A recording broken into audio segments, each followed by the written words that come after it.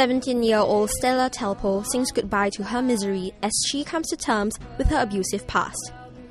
Her story is documented in the book Stella's Mom Gets Her Groove Back, written by her mother. The book centers on author Elisabetta Franzoso's past and her successful transformation from abusive mother to a counselor. The story opens with a scene of Stella being abused as a child. Okay, I understand you were abused as a child. Do you remember anything about it?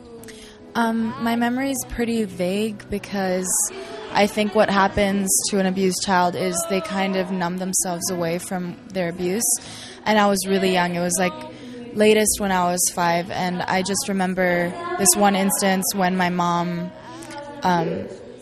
she just yelled at me, and I think she just abused me, if you will. And I went up to her, and I was about 4 years old, this innocent little girl, and I go up to her in her bed. I'm like, "I'm sorry, Mom." And I think she's always told me that was her turning point, and that's what I remember the most. But she tells me about a lot of other stories. There were instances when she'd be washing my hair, I was in the bath, and I was, because my hair is really big, you'd have to comb through it and it'd be a vigorous kind of process. So she told me that she would get frustrated because I'd be like, "Oh, I don't want to wash my hair right now." A kid is impatient, just wants to go out and play, and she'd just start pulling my hair, and I was this helpless child, and she would lose control. Those are the ones that I kind of do remember, and then there were instances when she'd slap me.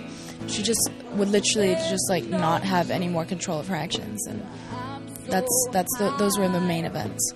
So have you come to terms with abuse? I've definitely accepted it as a part of my past, but because it was so early on, it's kind of it doesn't define me, if you will. How do you feel about your mom, being so frank and telling you about the abuse? I'm happy she did it because she doesn't fit into the ordinary category of a mom who wants to hide from her faults. And strangers are going to be able to, read about your past with this book. So are you completely comfortable with that? There was a point where my mom comes up to me and she's like, "We want to put your book in your school library. Do you mind?" And I'm like, I think that's where I draw the line, because those are my friends. Not that I mind my friends reading it, but I don't really think my friends would see the point of the book because they're so, they wouldn't read a self-help book at 16, 17.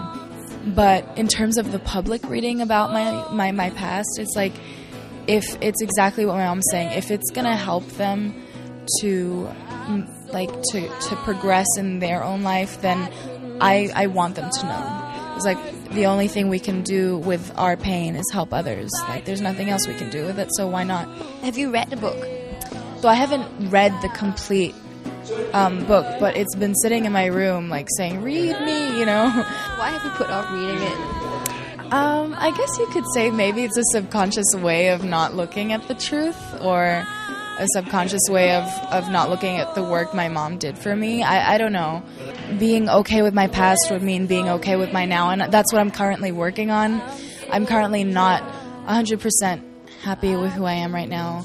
Going back to my past will kind of heal some things and make me forgive myself for some things, forgive my mother for some things, and it's kind of a little Pandora's box that hasn't been opened, and you're kind of always scared to see what's going to pop out. I will get to it. I know I really want to, especially after this event, after everything she's done for me. It's the least I could do. And Stella is not the only one with a past. Learn more about their stories in our next video.